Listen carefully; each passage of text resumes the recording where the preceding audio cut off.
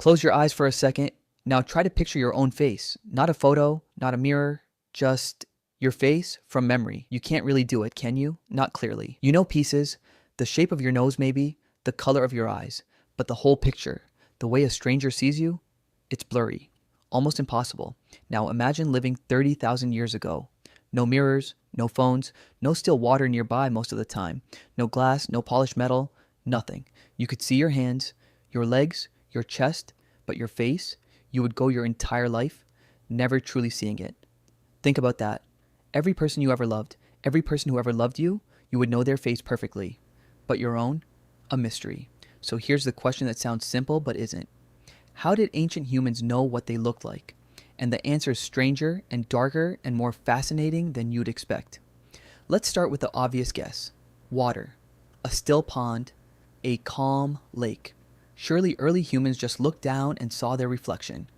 That would be true, except it's way less useful than you think. Water reflections are shaky, blurry, distorted by wind, ripples, light angle, and dirt. You'd catch a ghost of a shape, not a face. And here's something most people never think about. Many early human settlements weren't even built near still water. Rivers move, oceans move. Calm, reflective pools were rare and unreliable. So if water wasn't the answer, then what was?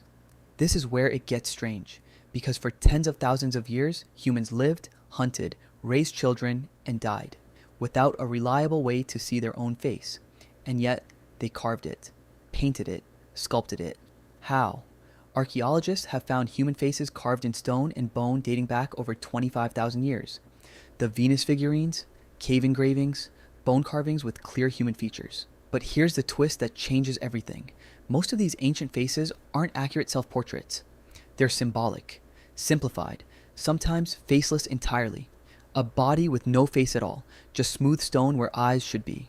Scientists studying prehistoric art notice something odd. The bodies are often detailed. Hips, chests, hands, but the faces are vague, generic, or missing. Why would someone carve a detailed body but skip the most identifying part of a human being? Because they weren't copying what they saw in a mirror. They were copying what they felt.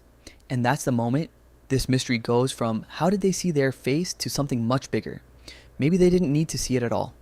Here's where things get weird. Modern psychology has a concept called proprioception.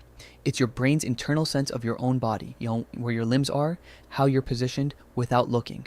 But there's a lesser known cousin of this, your internal sense of self-image, built almost entirely without visual reference. Babies today, even with mirrors everywhere, don't recognize themselves in a mirror until around 18 months old. Before that, they don't understand that the reflection is them. Now think about ancient humans who had almost no mirrors at all. Their sense of self wasn't built on seeing their face. It was built on something else entirely. How others reacted to them.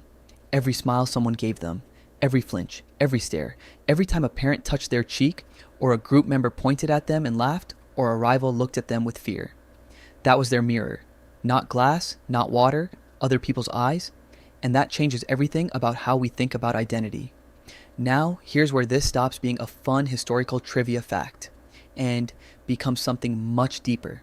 If ancient humans built their sense of self entirely through social feedback, not visual reflection, then identity itself, for most of human history, was never really about the face.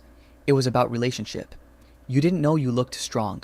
You knew because people treated you as strong. You didn't know you looked beautiful. You knew because of how people responded when they saw you. Your face wasn't a fixed image you carried around in your head. It was a story, built entirely by the people around you. And here's the disturbing part. That means, for over 95% of human existence, no one on Earth actually knew what they looked like the way we do today.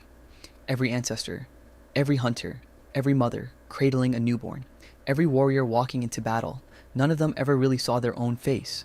They lived and died as a mystery to themselves. But here's where it gets even stranger. Once real mirrors started appearing, polished metal in Egypt around 4,000 years ago, then glass mirrors much later in history, something unexpected happened. People didn't just start seeing themselves, they started judging themselves. Historians have linked the spread of accurate mirrors to a rise in personal vanity, self-consciousness, and even early forms of beauty standards. Suddenly, humans could compare their actual face to an idealized one. Before mirrors, you couldn't be jealous of your own reflection.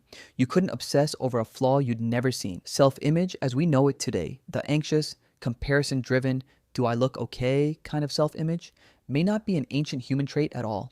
It might be a side effect of technology. Think about that.